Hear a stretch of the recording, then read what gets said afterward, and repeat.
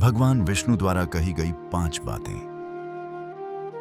अगर तुम्हें पता चल जाए कि तुम्हारे हर छोटे बड़े कर्म का हिसाब रखा जा रहा है और एक दिन तुम्हें उसी के अनुसार फल मिलेगा, तो क्या तुम वैसे ही जीते रहोगे जैसे आज जी रहे हो? प्राचीन भारत के एक शांत गांव में सावन नाम का एक लड़का रहता था। सावन तेज था, समझदार भी, लेकिन उसके अंदर एक बुरी आदत थी। वह हमेशा आसान रास्ता चुनता था। उसे लगता था कि अगर झूठ बोलकर या किसी को धोखा देकर फायदा मिल रहा है तो उसमें कोई बुराई नहीं है। उसकी मां उसे अक्सर समझाती, बेटा, कभी गलत रास्ता मत चुन, कर्मों का फल जरूर मिलता है।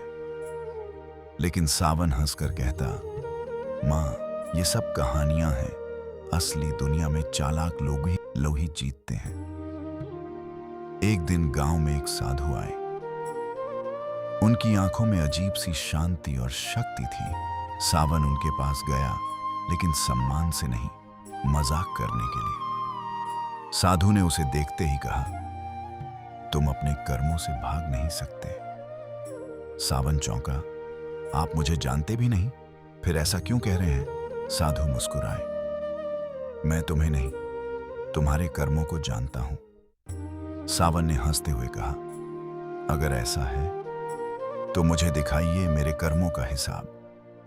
साधु ने शांत स्वर में कहा, आज रात तुम्हें सब दिखाई देगा।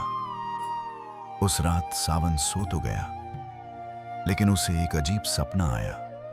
उसने खुद को एक विशाल दिव्य दरबार में खड़ा पाया।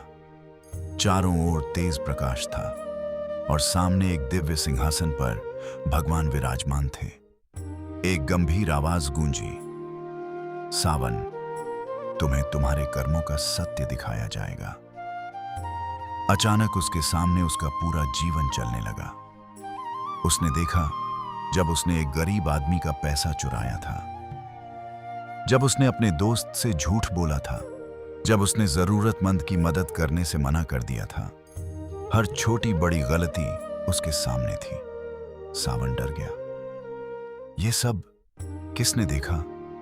आवाज आई, हर कर्म का हिसाब रखा जाता है, कुछ भी छुपता नहीं। फिर उसके सामने एक तराजू आया।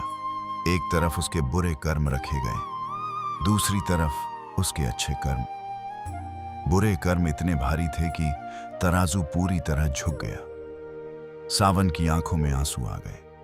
फिर उसने 2 रास्ते देखे, एक अंधेरे की ओर और एक उजाले की ओर। अंधेरे वाले रास्ते में लोग दुख और पछतावे में थे और उजाले वाले रास्ते में शांति और खुशी थी। सावन कांपते हुए बोला, क्या मेरा रास्ता भी वही अंधेरा है? आवाज आई, तुम्हारे कर्म ही तुम्हारा रास्ता तय करते हैं। अब सावन पूरी तरह टूट चुका था। क्या अब कुछ बदल सकता है? क्या मुझे एक मौका मिल सकता है? कुछ क्षणों के बाद वही आवाज फिर आई, जब तक जीवन है तब तक बदलाव संभव है, तुम्हें एक और मौका दिया जाता है।